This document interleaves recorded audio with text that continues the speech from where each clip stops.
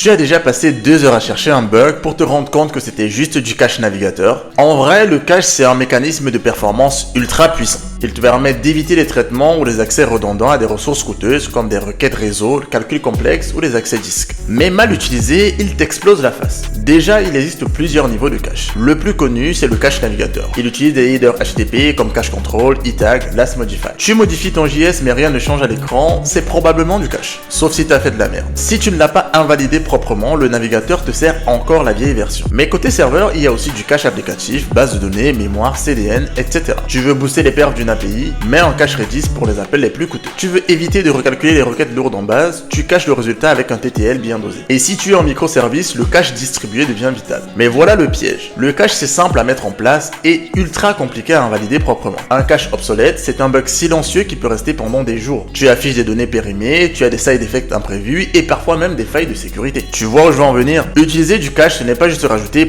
.cache quelque part. C'est définir une stratégie cohérente, quand stocker, quand rafraîchir et surtout quand invalider. Maintenant, like la vidéo et abonne-toi pour devenir un meilleur développeur.